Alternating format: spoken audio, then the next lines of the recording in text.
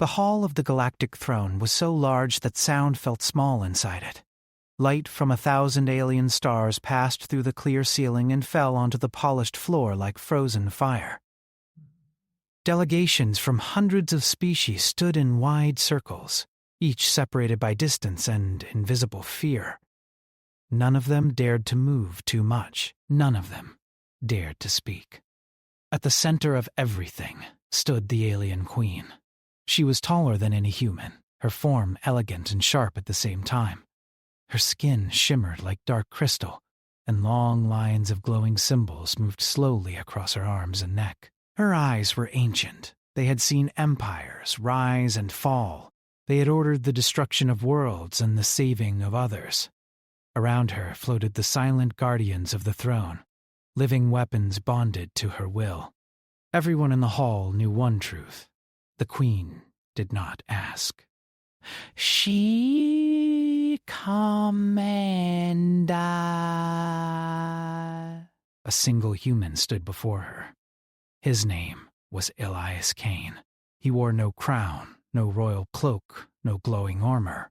His uniform was simple, dark, and worn at the edges. Scars marked his hands and face, not hidden, not displayed with pride.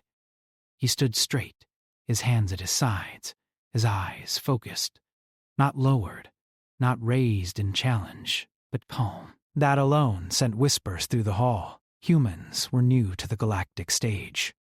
For centuries they had been ignored, too weak, too divided, too short-lived to matter. That had changed only 5 years ago, when a machine empire older than most living species had attacked human space. Everyone expected humanity to vanish. Instead, humanity fought. They lost planets. They lost billions. They adapted. They learned. They broke the machines in ways no one thought possible. Not with superior technology, but with stubborn resistance, strange creativity, and a refusal to accept extinction. In the end, it was humans who stood over the ruins of the machine core worlds. That victory forced the galaxy to pay attention. Now, Elias Kane stood alone before the Queen as the human representative. The Queen's voice echoed without effort, deep and clear, heard not only by ears but by the mind itself. "Human commander," she said, "you stand before the throne of unified stars." "You will speak when permitted." Elias nodded once. He did not kneel. Gasps moved through the hall like a wave. Several alien leaders stiffened in shock. Some looked away, afraid to be seen witnessing disrespect. Others leaned forward, curiosity burning brighter than fear. The Queen's eyes narrowed slightly. "Do you know," she asked, "how many kings have knelt where you stand?" "Yes," Elias replied calmly. "Enough that the floor remembers them." Silence fell so heavy it felt dangerous. The Queen studied him. Her guardians shifted, sensing her focus. For a moment it seemed the human would be destroyed where he stood. Instead, the Queen laughed. It was a soft sound, sharp and surprised. "You are either very brave," she said, "or very foolish." "Maybe both," Elias answered. "Humans are good at that." More whispers spread. Some aliens looked confused. Humor in the throne hall was rare. Humor directed at the Queen was unheard of. "Why do you not kneel?" the Queen asked. "All who stand before me show submission." Elias met her gaze. "I respect you, but I don't kneel to anyone unless I choose to." The Queen tilted her head. "And why would you choose to kneel when someone stands beside me?" Elias said. "Not above me." The words cut through centuries of tradition. The Queen rose from her throne. Each step she took toward him echoed like thunder. She stopped only a few steps away, towering over him. Still, Elias did not move. "You defeated the machine empire," she said. "Others tried and failed for millennia." "Tell me why." Elias thought for a moment. "Because giving up wasn't an option. That answer lacks logic." "Humans use logic," Elias said. but we don't live by it alone. Her eyes searched his face, looking for fear, ambition, deception. She found none, only exhaustion and resolve. Your species should have broken, she said quietly. Instead, you grew stronger. We didn't grow stronger, Elias replied. We just refused to disappear. The queen stepped back and turned toward the watching galaxy. Behold, she announced, a species that does not know its place. Some aliens hissed in disapproval. Others watched in silence. Tell me, human, she continued, what does your species seek now? Territory? Protection? A place under my rule? Elias shook his head. We seek a future where we're not erased because someone bigger decides we don't matter. And if I decide you do not? The queen asked. Then we'll fight you, Elias said simply. Not because we think we'll win, but because it's who we are. A ripple of shock spread through the hall. Threatening the queen was unthinkable. Yet the queen did not react with anger. She smiled. A fragile species, she said, that dares to threaten a god. We don't see gods, Elias replied. Only beings who bleed eventually. For a long moment, no one breathed. Then the queen raised her hand, and the hall changed. The star maps around them shifted, showing burning systems, fractured alliances, and spreading instability. Entire regions glowed red. The galaxy is breaking, she said. My rule holds it together by force and fear. But fear is weakening. She turned back to Elias. Your kind inspires something dangerous. Hope, Elias frowned. Hope isn't dangerous. It is to those who rule, she said. The queen returned to her throne, but did not sit. You will remain here, she told Elias. You will observe. You will answer my questions. You will not leave this world until I decide. That sounds like imprisonment, Elias said. That sounds like survival, she corrected. Guards moved closer. Human escorts were denied entry. Elias knew this moment would be recorded, analyzed, judged by history. He nodded once. Then I'll stay. As he was escorted away, many eyes followed him. Some with hatred. Some with fear. Some with something new.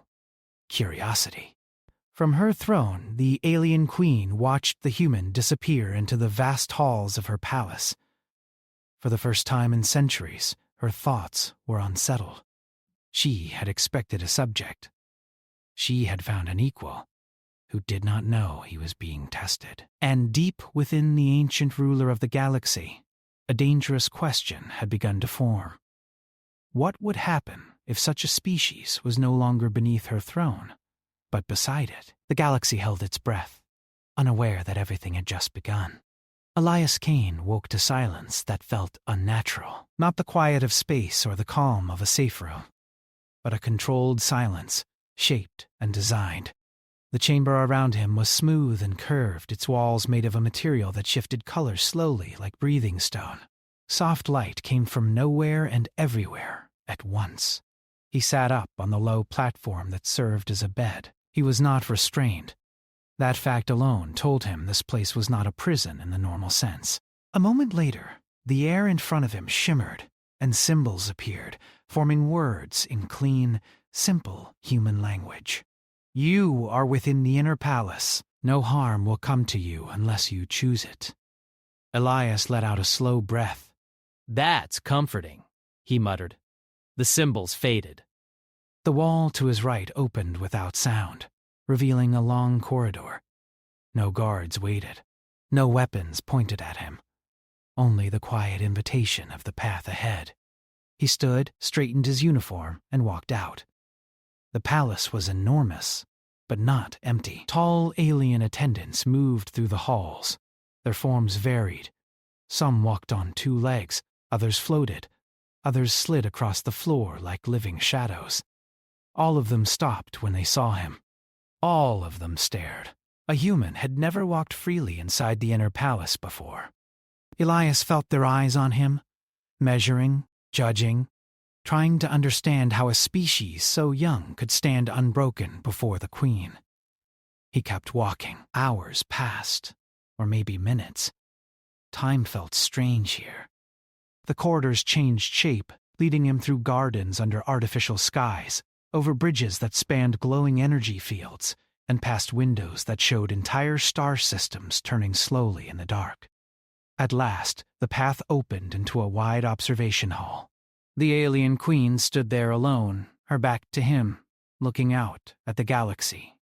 "You move without hesitation," she said, "without turning. Most guests wait to be summoned."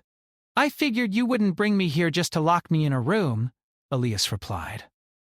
"So I followed the road you left open." She turned, studying him again. "You are not afraid," she said. "I am," Elias answered. "I just don't let it decide for me." She seemed to consider that. "Come." With a gesture, the space around them changed. The stars outside shifted, zooming in on a single system. Planets rotated into view, scarred by war. Wreckage drifted like frozen bones. "This was one of my failures," the queen said. A rebellion I crushed too late. Elias looked closely. "You didn't just crush rebels." "You destroyed civilians." "Yes," she said simply. "Fear spreads faster that way." "That's one way to rule," Elias said. "And what is your way?" she asked. "We try not to become the thing we're fighting," he replied. "We fail sometimes, but we try." The queen stepped closer. "You believe morality is strength. I believe it's a limit," Elias said. "And limits stop you from becoming a monster." A long pause followed. "Monsters," the queen said softly. "That is what they call me." "Do you think they're wrong?" Elias asked.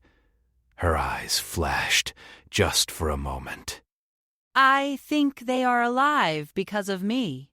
She turned away again. "Walk with me." They moved through the palace together, an image no one would have believed possible.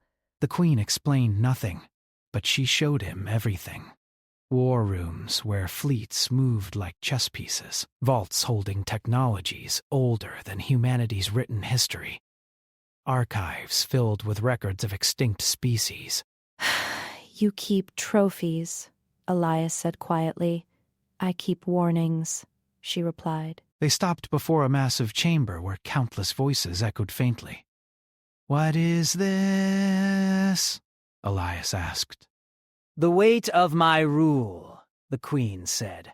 "Every world that depends on me. Every decision I have made." The voices grew louder, overlapping in grief, anger, gratitude, fear. Elias closed his eyes briefly. "That's a lot. You carry the deaths of billions," she said. "And yet you speak to me of limits. Because carrying that weight alone breaks you," Elias said. "No one is meant to rule like this by themselves." She faced him sharply. "That is how it has always been." "That doesn't mean it's how it should stay," he replied. For the first time, she did not answer immediately. Later, far from the palace, in a hidden chamber beneath the galactic council spire, shadows gathered. "The queen is compromised," one voice hissed. "She allows a human too close," said another. "He walks freely where even we are restricted." "A symbol," a third voice said. "And symbols are dangerous." Plans formed quickly. They always did. Fleets were quietly redirected. Assassins were awakened from stasis. Old weapons were brought online. If the queen would not remove the human, they would remove them both. Back in the palace, Elias stood alone on a balcony, watching distant stars. He thought of Earth, of broken cities, rebuilt again and again, of people who never got the choice to kneel or stand. You miss your world, the Queen said, appearing beside him. Every day, Elias answered. Would you abandon it for power? She asked. No, he said without hesitation. Even if that power could protect it forever. Nothing lasts forever, Elias replied. That's why it matters how we live now. The Queen looked at him, really looked at him, as if seeing something she had forgotten long ago. Before she could speak again, alarms erupted across the palace. Red light flooded the halls. The stars outside shifted as defensive systems activated. What's happening? Elias asked. The Queen's expression hardened. Betrayal.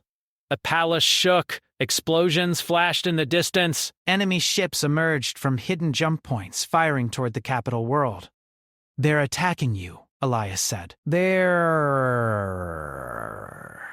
attacking what I represent, she replied. And you. Elias turned toward her. Then let me help, she hesitated.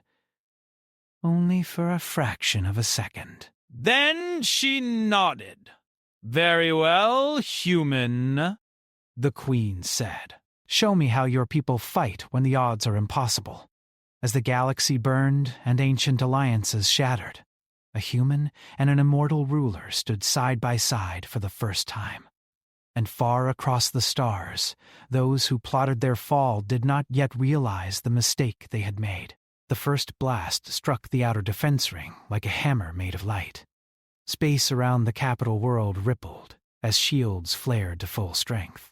Thousands of alien ships poured out of hidden jump points, their formations tight and aggressive. They were not a random fleet. This was planned. This was coordinated. Inside the palace, the floor trembled again. Elias steadied himself as the Queen raised both hands. The air around her shimmered, and the palace systems responded to her will. Tactical displays unfolded in the space before them, showing the enemy fleets, their vectors, and their numbers. They brought more ships than expected, Elias said, scanning the data. They always do, the Queen replied. Fear makes them desperate. They're not just rebels, Elias said. This is council-level coordination. Yes, the Queen said calmly. They have decided I am no longer necessary. Elias clenched his jaw. They're wrong. She looked at him sharply. You speak as if this is your war. If they win, Elias said, the galaxy burns. If they lose, things change. Either way, humanity is involved. Now. Another explosion echoed through the palace. Closer, this time.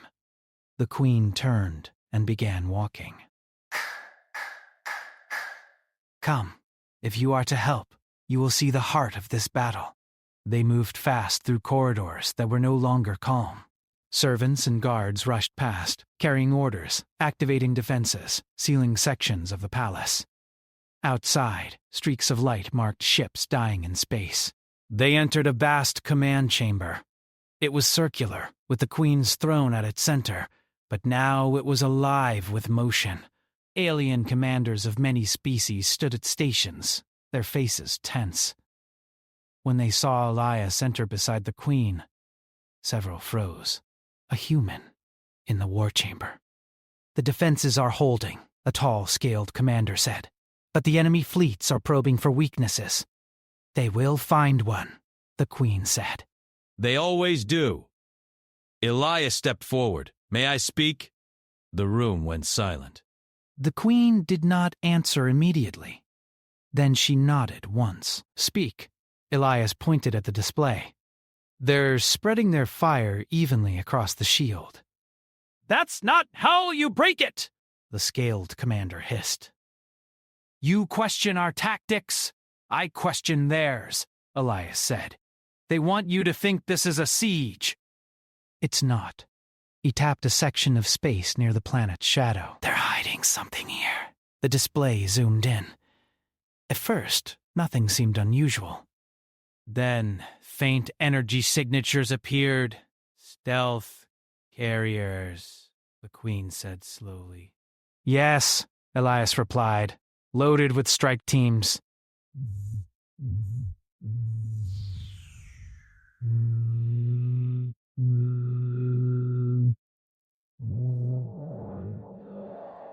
They're going to bypass the shield, hit the palace, and kill you directly.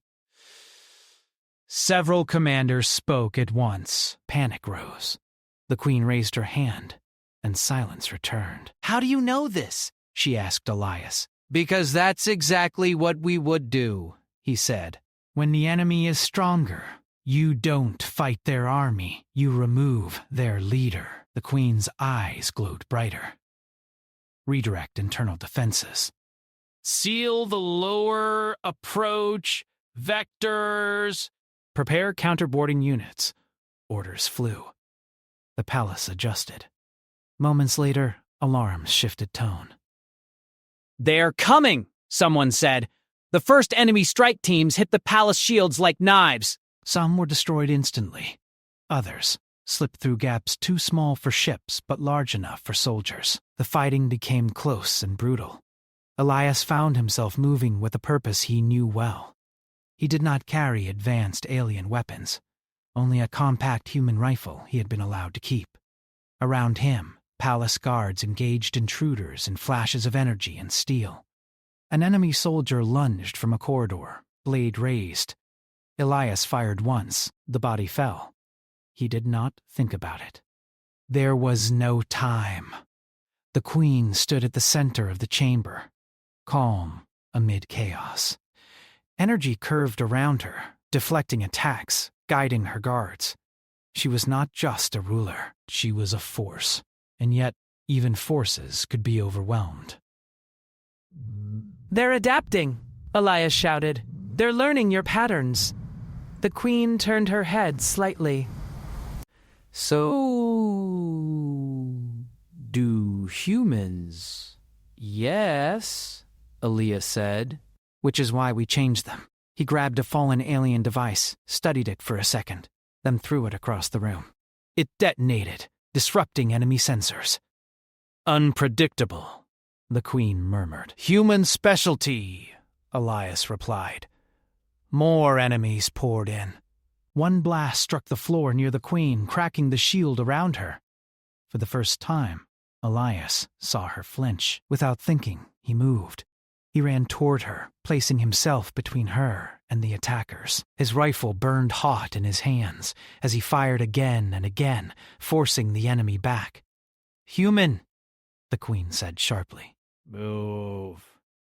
Not happening, Elias said. A blade cut across his arm. Pain flared. He ignored it. Palace guards rallied around them, pushing the attackers out of the chamber. Slowly, painfully, the assault broke. Silence fell again, broken only by distant alarms. Elias leaned against a console, breathing hard. Blood ran down his sleeve. The Queen looked at him, her expression unreadable. You placed yourself in danger for me, she said. That's what allies do, Elias replied. I did not call you that, she said. You didn't have to. Before she could respond, another alert sounded. Enemy fleet withdrawing, a commander announced. But they're not retreating. The display shifted. The attacking ships were regrouping, moving toward populated systems. They're going to punish the galaxy for resisting, Elias said. Burn worlds to send a message. They want me to choose, the Queen said quietly. Defend my throne or save my people. Elias stepped forward despite his injury. There's a third option. She looked at him. Explain. Let them think they've won, Elias said. Pull your fleets back. Make it look like you're weakened. That would invite chaos, one commander protested. It would invite overconfidence, Elias countered. And overconfidence gets people killed. The Queen studied the human for a long moment. You would use yourself as bait, she said. We've done worse, Elias replied. Besides, they already underestimate us. Slowly, the Queen smiled. "A dangerous plan," she said. "Humans specialize in those," Elias said. She turned to her commanders. "Do it! Begin controlled withdrawal." "Signal weakness." The room erupted in shocked reactions, but her will was law. As orders were sent, Elias felt the weight of what he had done settle on him. If this failed, entire worlds would burn. The Queen stepped closer to him. Her voice was low. "You are changing the course of my empire," she said. "Good," Elias replied. It needed it. She reached out and placed a hand over his injured arm. Energy flowed, sealing the wound, easing the pain. "You bleed easily," she said. "We heal fast," Elias answered. For the first time, she laughed freely. Far away, hidden enemies watched the Queen's fleets pull back and believed victory was near. They did not see the trap forming. And as the galaxy held its breath once more, a simple truth began to spread through fear and fire alike. The alien Queen was no longer alone. And that changed everything. The galaxy reacted exactly as Elias had predicted. When the Queen's fleets pulled back, fear spread faster than light. Border worlds panicked, trade routes closed. Old enemies tested defenses that had once been untouchable. And in the dark between stars, the conspirators smiled. They believed the Queen was wounded. They believed the human had weakened her. They were wrong. In a quiet system far from the capital, the Queen's remaining loyal fleets gathered in silence. Ships of many shapes and sizes formed loose, scattered groups, hiding among asteroids, inside nebulae, and behind dead moons. To any observer, it looked like a retreat in disorder. Inside the command vessel at the center of it all, Elias stood beside the Queen once more. The chamber was smaller than the palace war room, but no less alive. Holographic maps hovered in the air, constantly updating. Signals flowed in streams of light. Every few seconds, another world reported unrest or attack. "They're pushing hard," Elias said. "They think you're done? They think fear has finally broken me," the Queen replied. "It has not. They're hitting symbolic targets," Elias continued. "Old rivals. Independent worlds. Places that will make others panic. The Queen nodded. "They wish to force the galaxy to beg for their rule." Elias looked at the map. "Then we don't fight them everywhere." She turned to him. "You have another human solution. We let them overextend. They're spreading themselves thin to look powerful. That's when we strike." A nearby alien commander shifted uneasily. "Our fleets are fewer than theirs." "But not weaker," Elias replied. "You've spent centuries building the perfect hammer. You just never let anyone else hold it." The Queen's eyes glowed faintly. "You suggest trust. I suggest partnership," Elias said. "Your power. Human unpredictability. Together." Silence followed. Then the Queen raised her hand. "Authorize human tactical access." The chamber froze. "Your Majesty," one commander said carefully, "that authority has never been shared." The Queen finished. "Until now." The systems adjusted. Elias felt the shift immediately. Data that had been filtered before now opened fully. He saw the true scale of the Queen's empire, the hidden fleets, the secret weapons. The emergency protocols meant only for extinction-level threats. He swallowed. "You could burn the galaxy if you wanted," he said. "Yes," she replied. "That is why I have never wanted to." Elias began issuing quiet instructions. Not as a ruler, but as a soldier who had fought hopeless wars before. Fleets repositioned slightly. Signals were delayed by fractions of seconds. False weaknesses were created and then reinforced in secret. The trap took shape. Far away, the conspirators gathered their forces for a final strike. They believed this would be the blow that ended the Queen forever. Their fleets surged toward the capital system, larger than anything the galaxy had seen since the Machine Wars. They did not notice the silence. They did not notice how easily they were allowed to move. When they entered the kill zone, space itself seemed to wake up. Hidden Queen's fleets emerged from nowhere, cutting off escape routes. Ancient weapons activated, bending gravity and light. Human-designed signal warfare flooded enemy channels with false data, phantom fleets, and impossible readings. Confusion spread instantly. What is happening? One enemy commander shouted. This is a trap! Another screamed, but it was too late. The Queen's voice echoed across every channel, clear and calm. You chose betrayal, she said. Now face consequence. The battle was not a chaotic brawl. It was controlled, precise. The enemy fleets were separated, isolated, and dismantled piece by piece. Where they tried to regroup, human strike teams appeared, hitting command ships, disabling coordination. Elias watched the battle unfold, heart pounding. They're breaking, he said. They are learning, the Queen replied. Learning too late. Suddenly, alarms flared again. Enemy capital-class weapon charging, a commander warned. Targeting the inner worlds, Elias leaned forward. They're going to take civilians with them! The Queen's expression hardened. They believe that will force my surrender.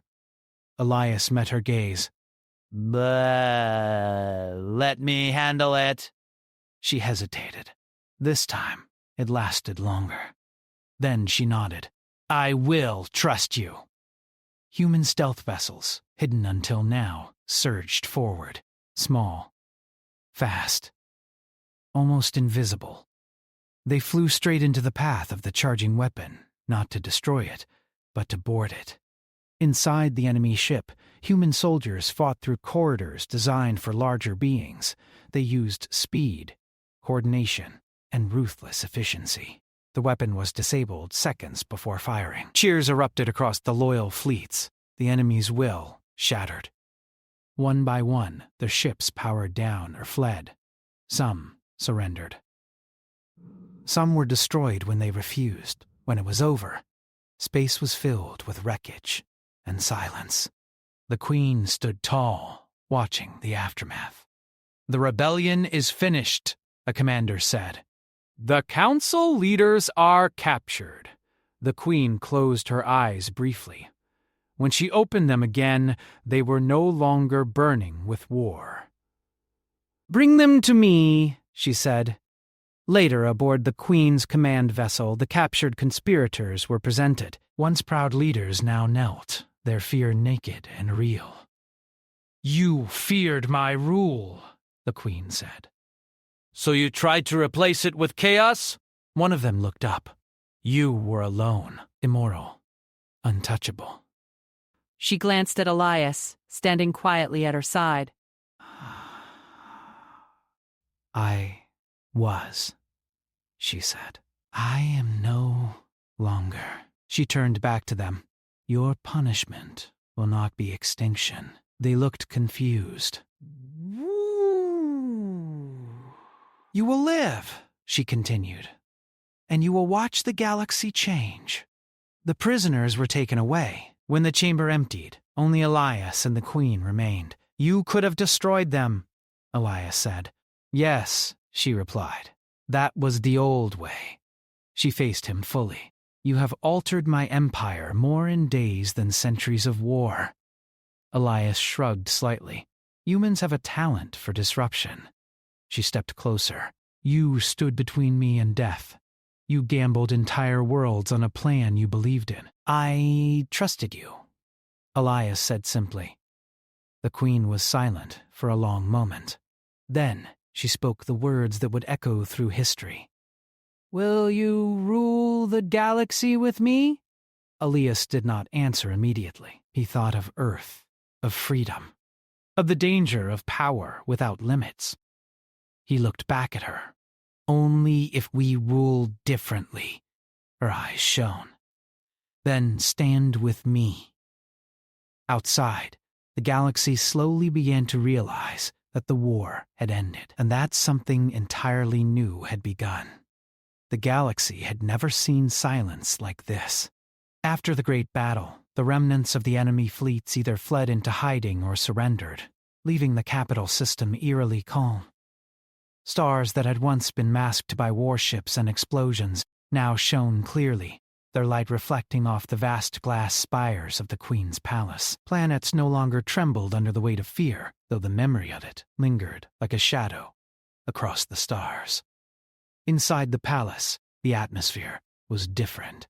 It was no longer the rigid, cold perfection it had once been. Aliens and humans alike moved through the halls with a cautious optimism. The guards, once tense and unmoving, smiled faintly at the human soldiers who walked among them, exchanging nods and brief words. Even the palace attendants seemed less distant, less like spirits bound by protocol. There was a new energy in the air, one born not of fear, but of possibility. Elias Kane stood in the main hall, the largest chamber of the palace. Its walls reflected the distant stars like mirrors, and the ceiling curved upward until it seemed to dissolve into the void of space. The alien queen entered, her presence filling the room. But it was different from before. She moved with the authority of a ruler, yes, but also with a curiosity and warmth that few had ever seen. "You have changed more than my strategy," she said quietly, standing beside him. "You have changed me." Elias shook his head, a faint smile forming. "We changed together." She regarded him closely. "You are unlike any human I have met. You do not seek power for yourself, yet you wield it more effectively than any ruler I have known." "I don't seek power," Elias replied. "I seek responsibility." "The kind that prevents suffering." The Queen nodded, her glowing eyes scanning the distant systems visible through the palace windows. "Responsibility, that is rare in this galaxy. Many cling to fear, to control, to dominance." "You bring balance."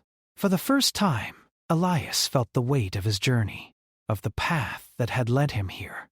He thought of Earth, of the countless lives lost and rebuilt, of the wars humanity had fought and survived. And he realized that those experiences had prepared him for this very moment, standing beside the most powerful being in the galaxy, not as a subject, not as a tool, but as a partner.